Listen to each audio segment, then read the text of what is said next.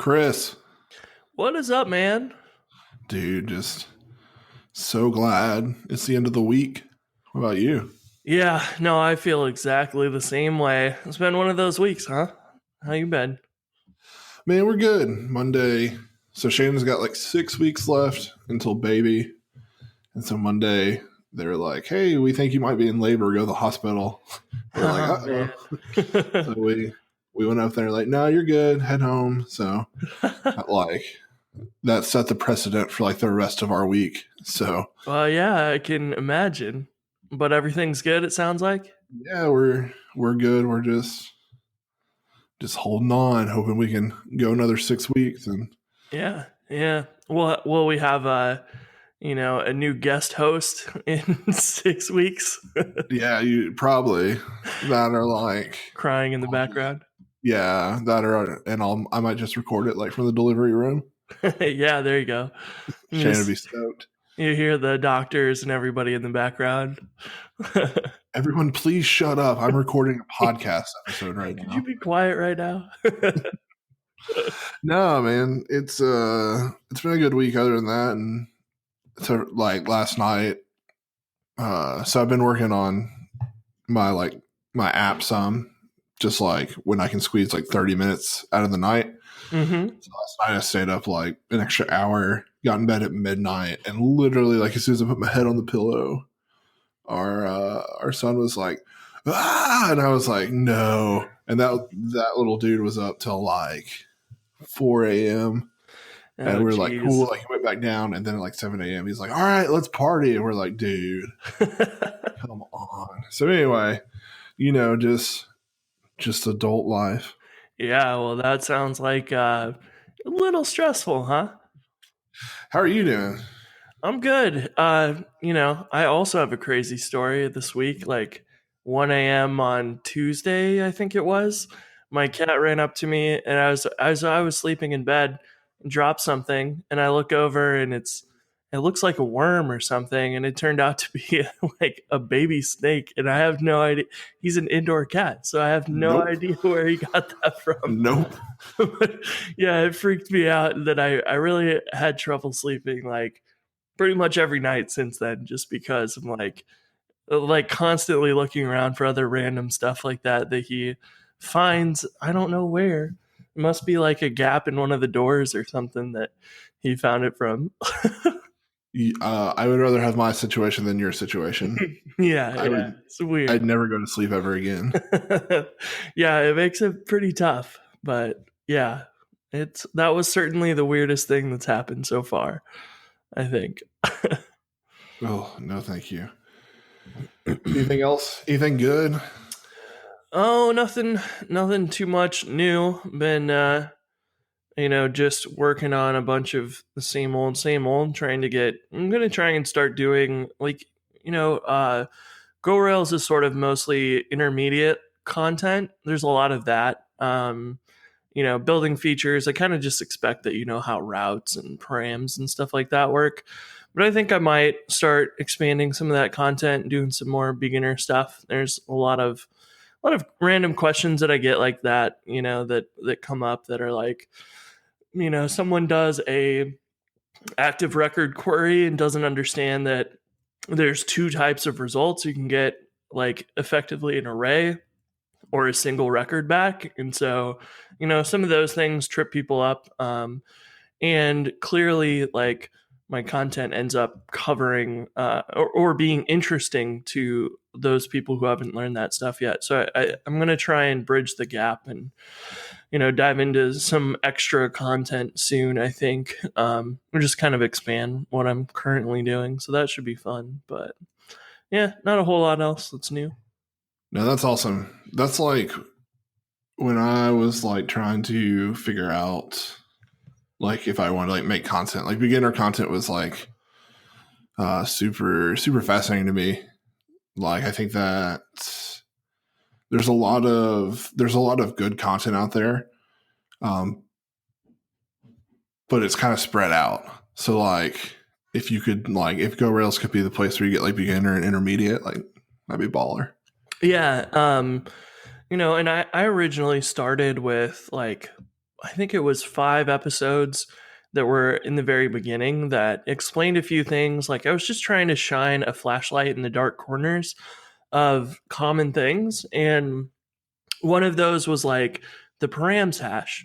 And most people don't really understand what that is when they're starting. And it's just this method that comes from, well, sort of nowhere because it's not included anywhere. You don't realize that it comes from inheriting from your action controller stuff.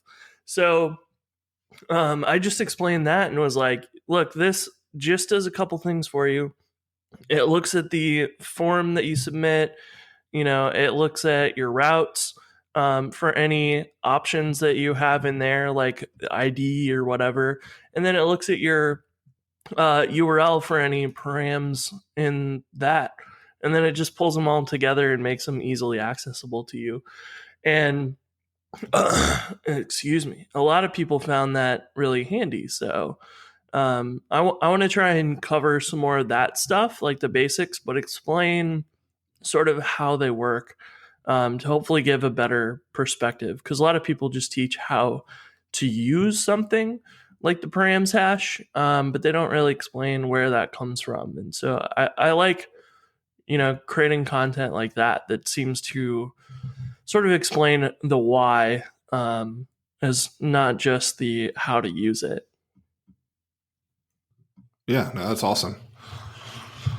I have to keep muting my mic because it is chaos in my house. And if I go outside and was like, "Hey, Shannon, please don't make any noise," after the night she had last night, she'd be like, "Please find a new home." So yeah, well, that sounds like the right move then. No, that's cool. It's exciting. One thing that I wanted to bring up that we actually didn't talk about, discussing or anything.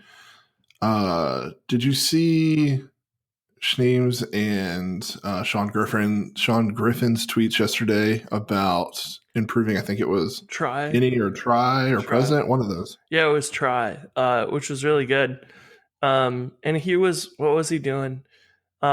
His fix, what was it? It was inlining some of the stuff up above, and then it turned out Sean piped in and was like, "Hey, actually, there's this when you have an argument with an asterisk and it expands the array." Yeah. I think he was like, "Yeah, actually, this is another major slowdown piece." So I think they merged both of them in and just got a huge improvement in that, which is awesome.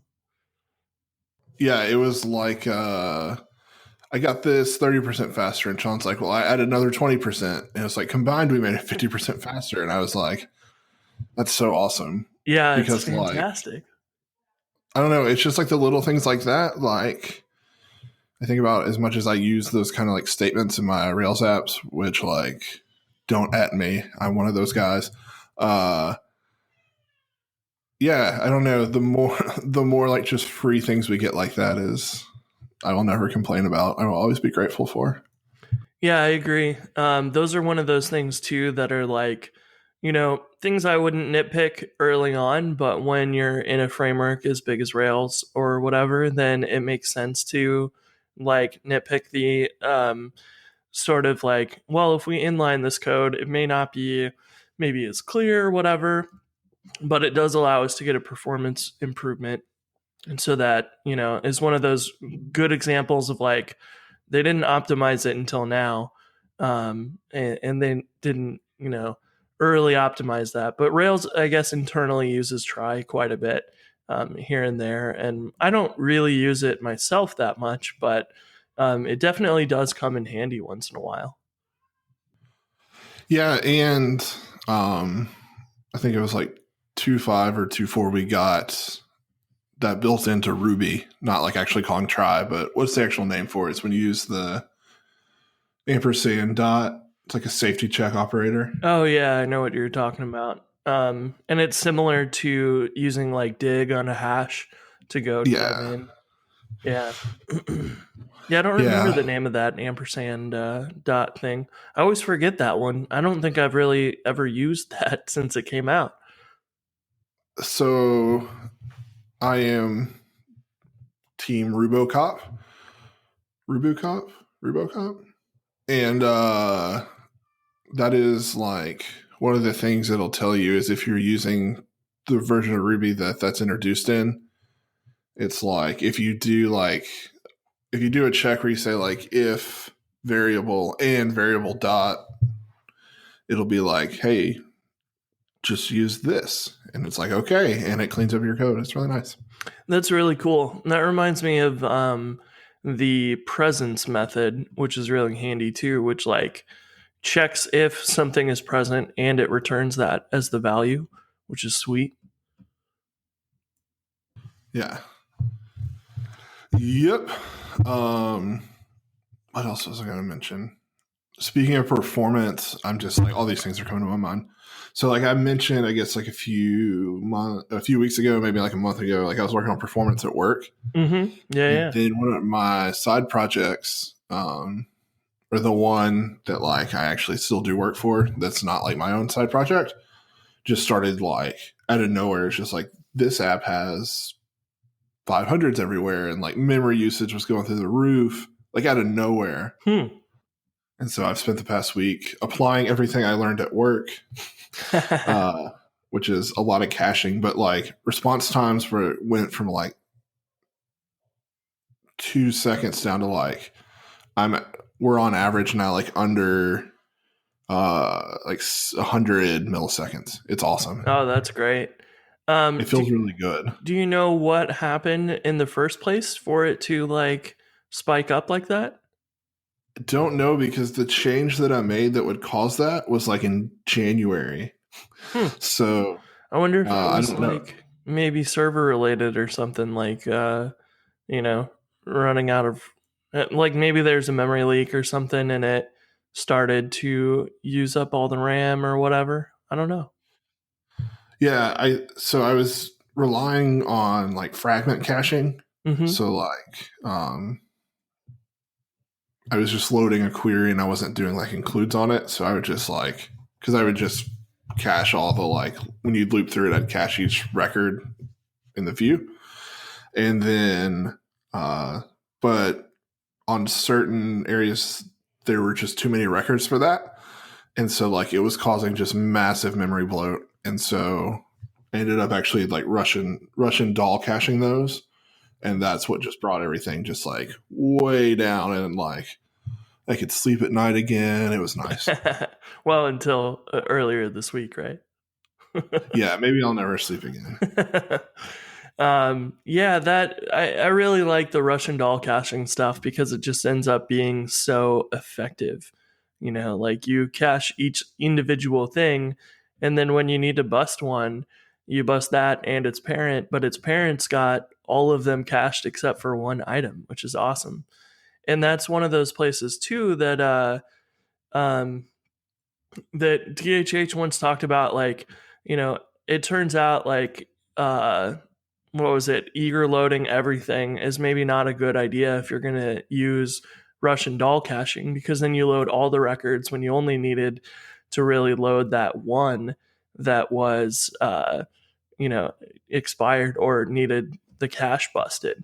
So potentially by eager loading everything in those cases, you're loading up extra data that you didn't need to do, which I thought was interesting. Yeah, it's a really fascinating thing. I think we've talked about it before, but it's like outside of caching, like N+1 for the most part is really bad, right? And you have that kind of like drilled into you. And then it's like, well, when you use it with this, like it's actually not very effective, and like it's like mind blown.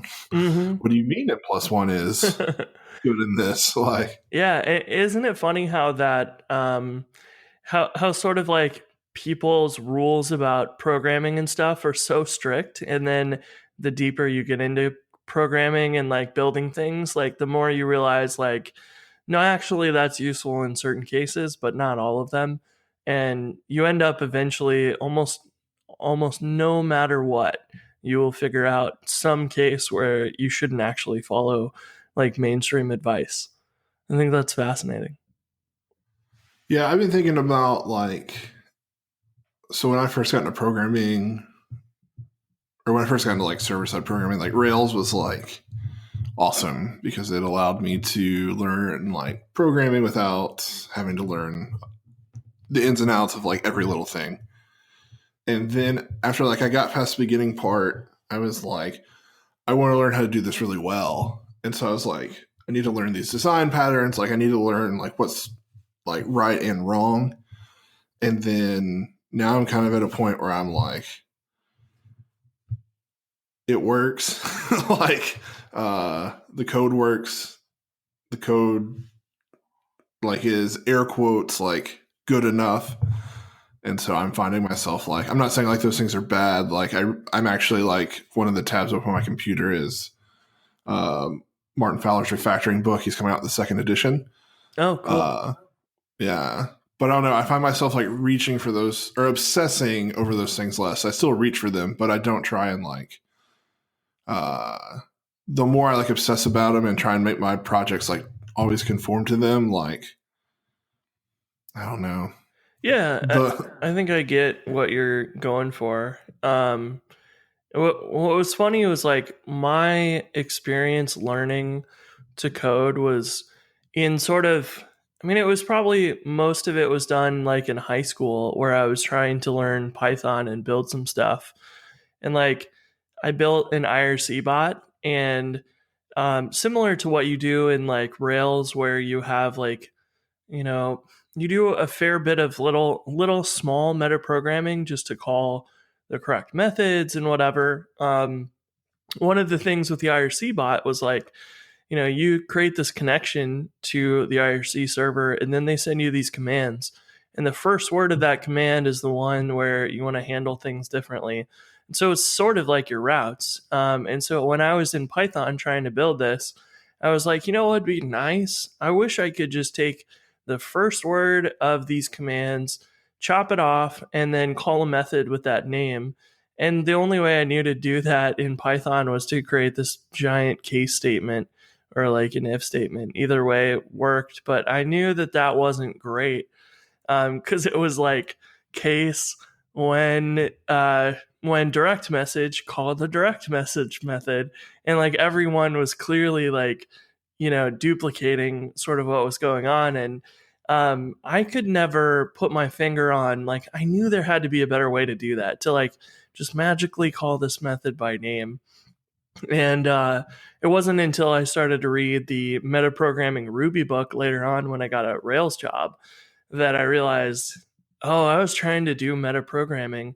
And there's been a lot of times when I like stumbled into like effectively a design pattern from a problem I was trying to solve and figure out a clean way of handling it.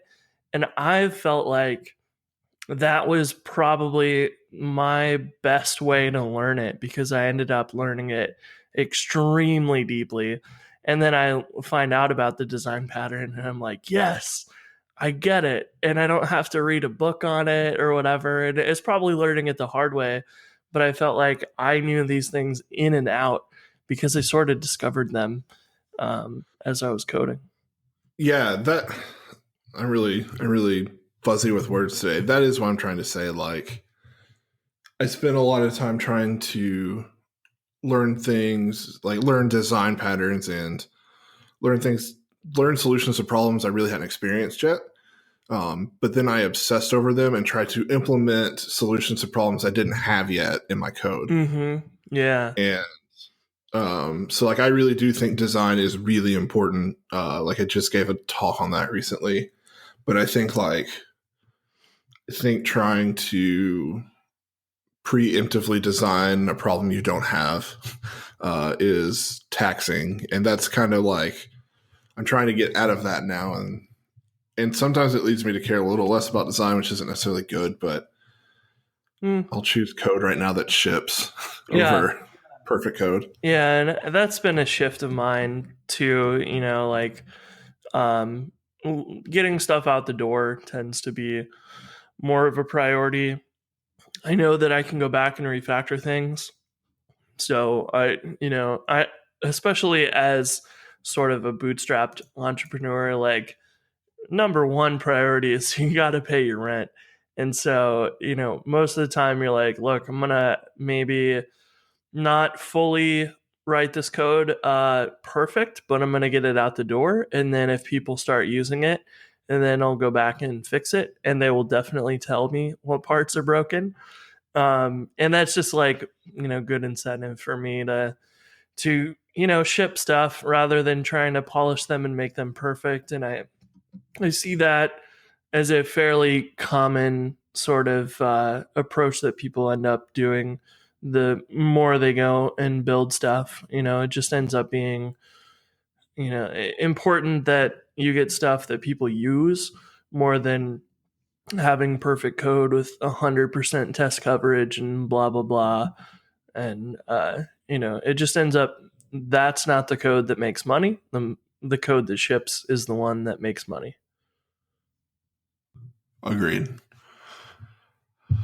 There is a point where I get like Martin Fowler again. He talks about like the design stamina hypothesis, where like at some point, no design, like it causes you to get out the door quickly, but at some point it can cause you to take longer to ship features in the future. Mm-hmm. Where like design does take you longer in the beginning, but then it doesn't take you as long to ship features. And I'm trying to be somewhere in between those two things. Yeah. Where like I can get out the door quickly and still deliver features in the future. You also have to be, like in order to design it so that things are magically easier in the future, like you have to pretty much be able to predict exactly what you're going to do in the future, which can be really, really hard to do. So, I mean, that's another reason why I kind of tend to keep things simple and easy to change. And that's sort of my like main goal with a lot of my code, is just make it easy to change now, so that when I do figure out what long-term thing I need to build, I can fairly easily go do that. And like, I guess one of those is a good example of that is originally Hatchbox launched with just support for a single server. And there's a lot of like nuances to that. Like every Redis and Postgres URL is 127.0.0.1. And, I could just assume that.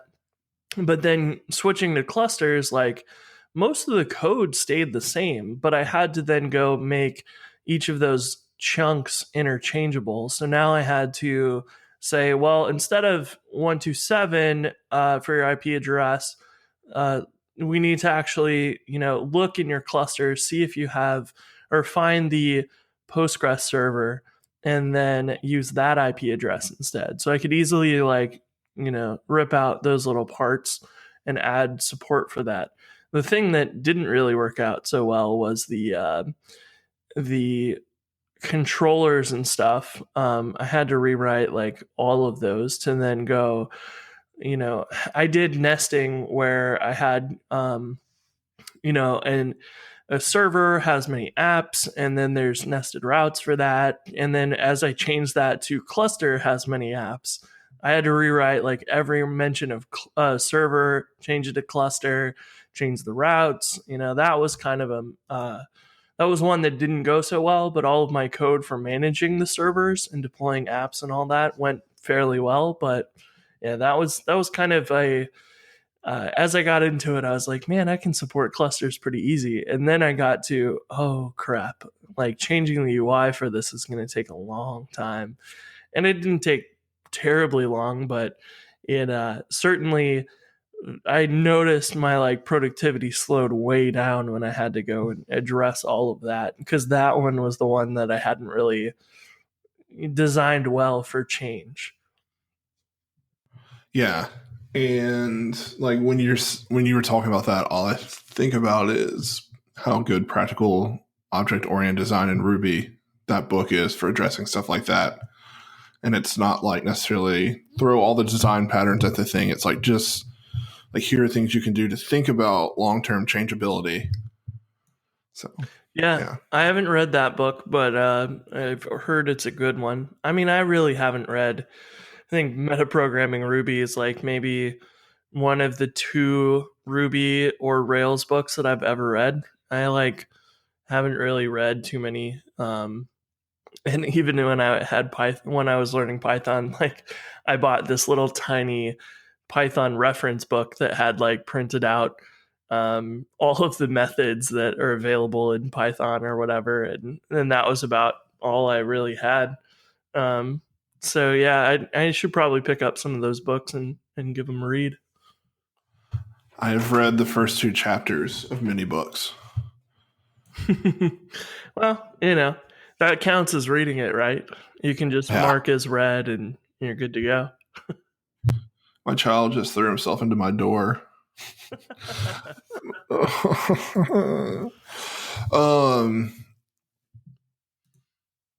I have a follow-up from talking about Mastodon. Yeah. Last week. I had this brilliant idea, but it was after we had recorded. Instead of being called Ruby.social, it should be called Mastodon. That's pretty good. That's tweet worthy. I put it out in the alternate social network, and the person who runs it said if I get 25 people to sign up, he would change the instance name for the weekend. That's good. But I couldn't get 25 people to sign up. So how much are those that social domains, I wonder? I'm sure they're cheap.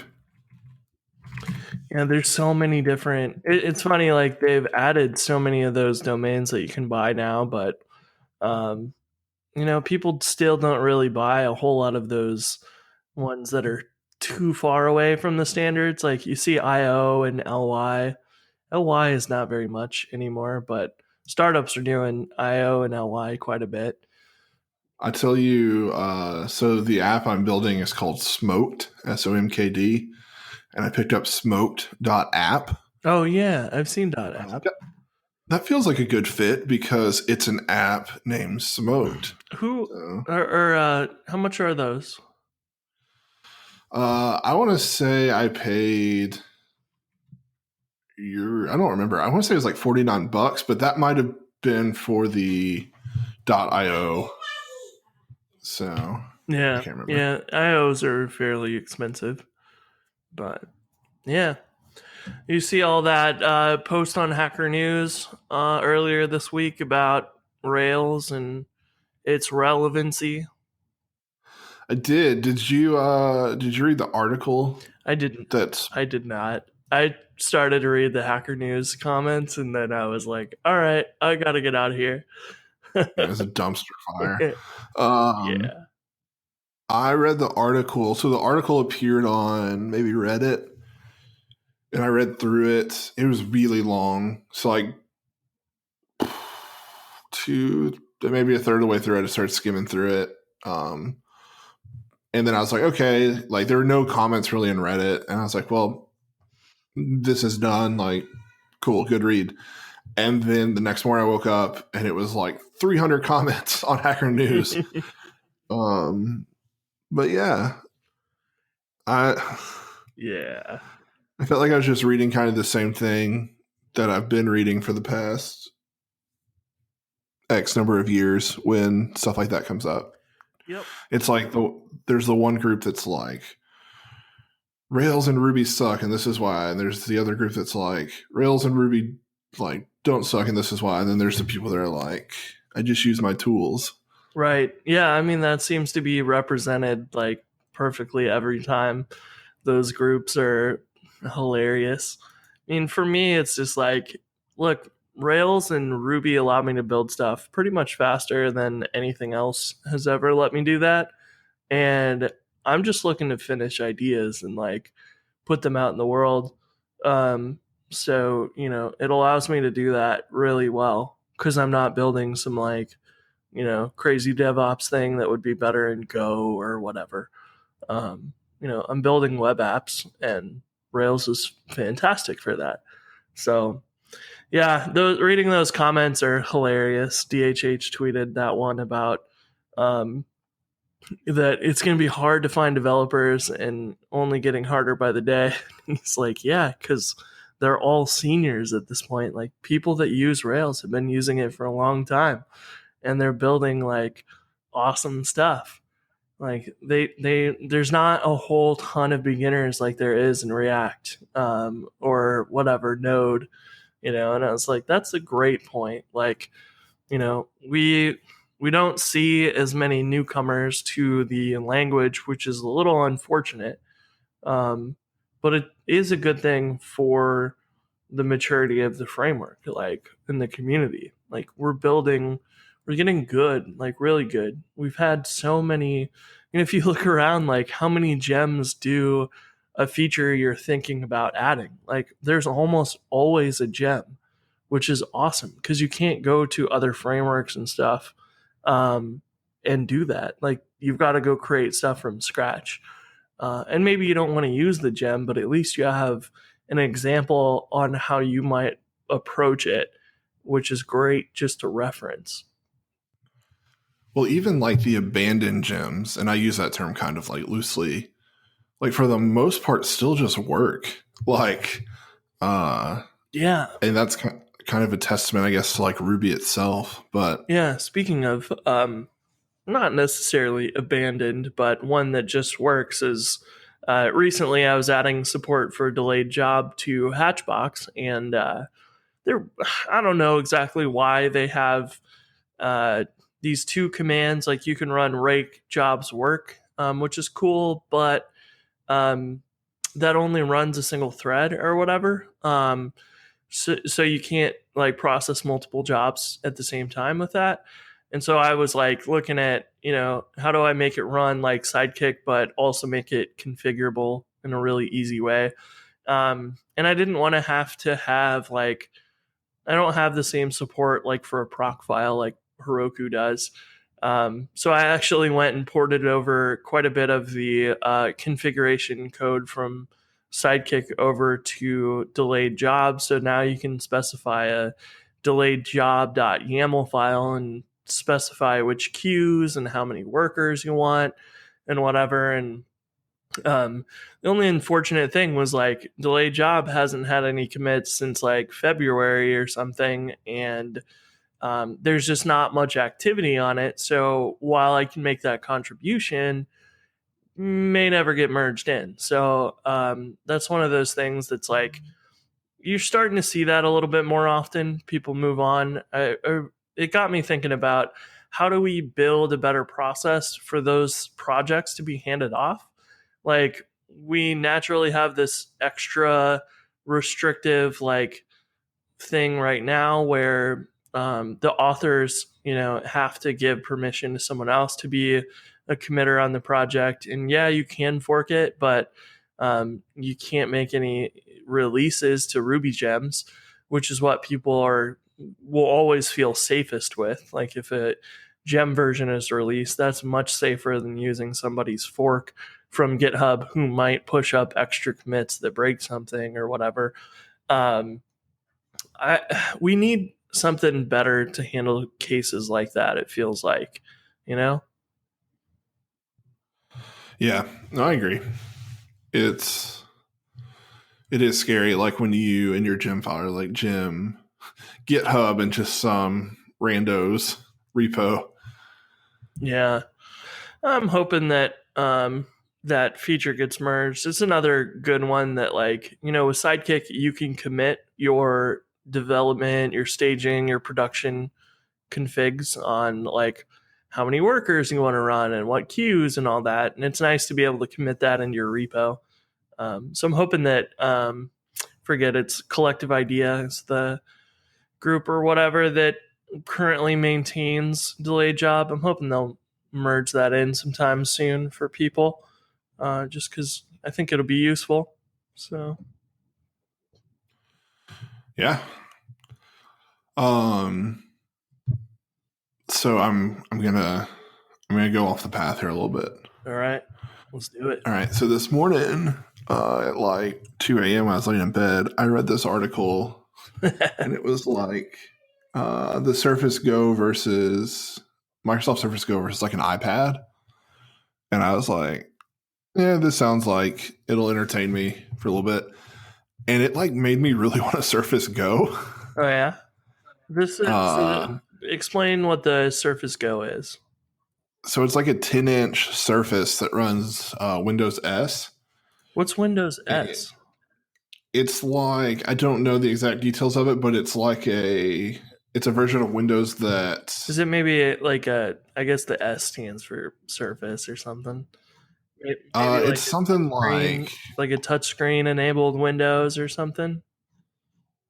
No, because like the Surface Pro and the Surface Book run just like Windows 10, no problem, and they have like touch support. I gotcha. It's something about like you don't have like full like access, I think, to install like executables. You have to go through the App Store, stuff like that. Oh, I see. Yeah, and so like you can disable it to like install stuff, but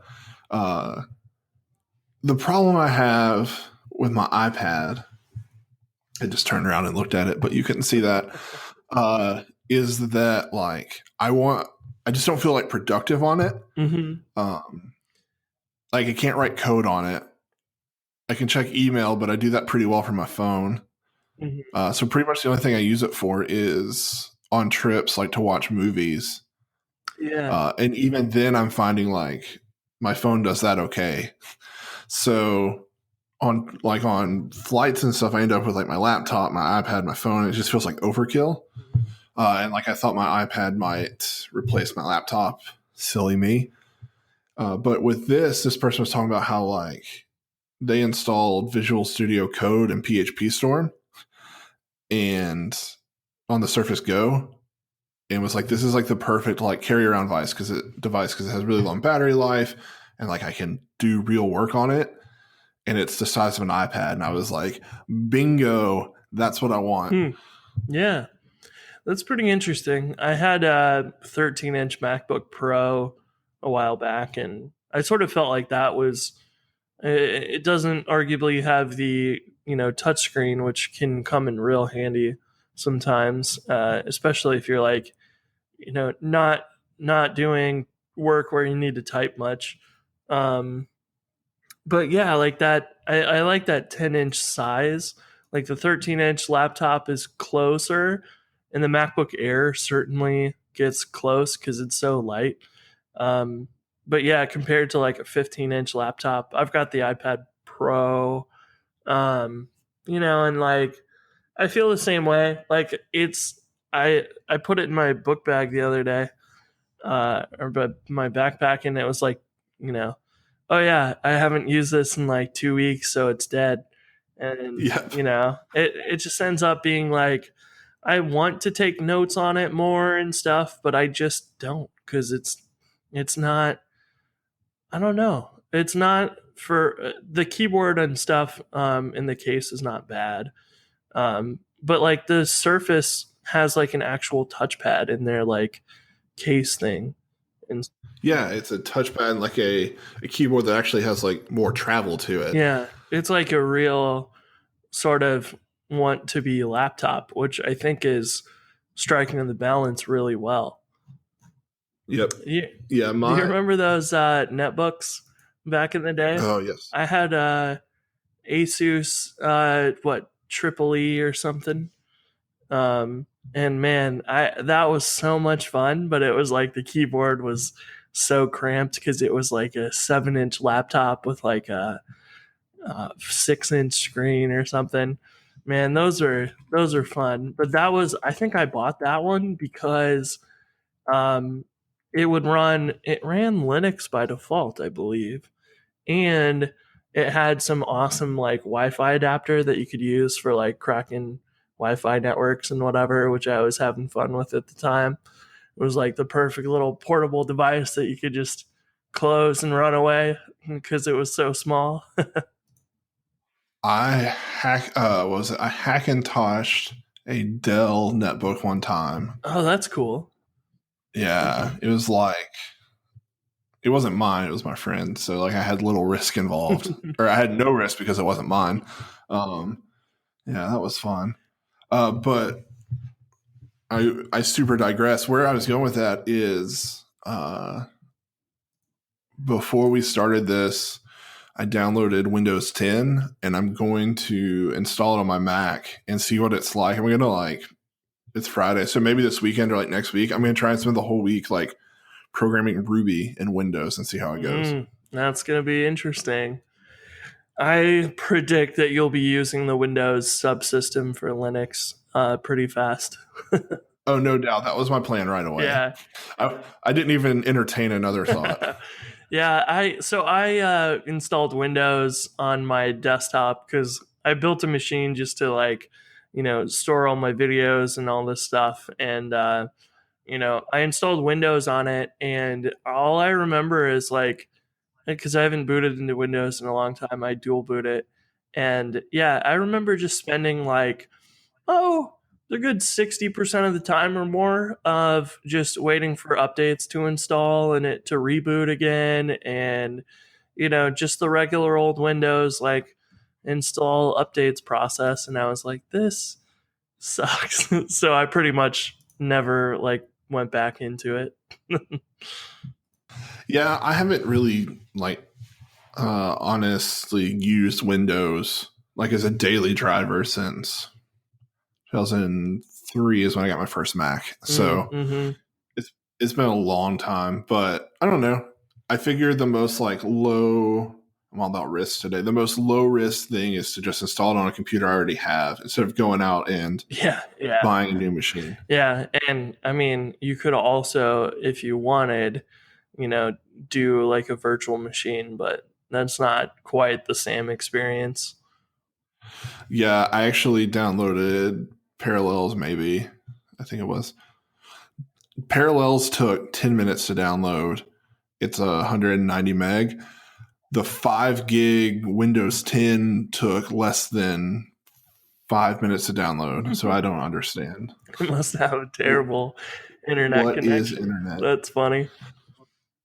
Comcast, I'm sorry, I'm just completely off the rails. Comcast gave me one of those horrible pop-ups. So they like use their ISP powers to just do like a JavaScript pop-up inside whatever browser like website you went to. So I went to like maybe pay my electric bill the other day and it was like, we've upgraded your internet speed. And I was like, what is this? That's weird. Yeah, it's horrible. But at the same time, they upgraded my internet speed for free. I paid for like 150 down and now I get like 270 down. So that's not bad. I use Charter or Spectrum, I guess now. And yeah, I'm on like a business line or whatever, and it's like getting like 450 megs down, which is great. But when I record and upload videos all the time, the 10 megabytes or megabits up or whatever, like it's just awful. It's so bad. And I'm like, can't you guys do something symmetric? And they're starting to roll out fiber around the city, but I still can't get it. I'm in like a neighborhood that's unlikely to get it because it's up and coming, which is probably the easiest time for them to install fiber, but they're even still not everywhere downtown. So yeah, I'm like, well, this may never happen. So yeah, they're putting AT&T fiber in the city, but it's like it's not in my neighborhood. And so I looked at Comcast the other day. They're like, we offer like 1,000 down. It's like 110 a month. I was like, that's really good. And it was like upload speed like 20. And I was like, what? Your download speed is literally like 980 megabytes more. I wonder if there's like some technical reason why they don't do that. Because at least with fiber, you get symmetric. But whatever they're doing, they're getting, and chances are like they just like don't need to do that for normal customers because, well, everyone just watches YouTube and Netflix and like just needs download. But I was like, look, I want to pay for a business line that has like actual upload. And they're like, sorry, like, but I'll give you my money. Like, please. T1 symmetric, you get one down, one up. Yeah. Yeah, with like a $18,000 install or something, like a $1,000 a month fee from then on. Oh, I've lost my mind. I think this is probably a good place to stop. Sounds good, man. You sound like you need to catch up on some sleep. Yeah, I've got to work. So I'm just gonna bang my head in the wall and as long as I can stay awake. But man, good to catch up. And next week I will be chipper and we will talk all things Ruby. All right, sounds good, man. Have a good one. See ya.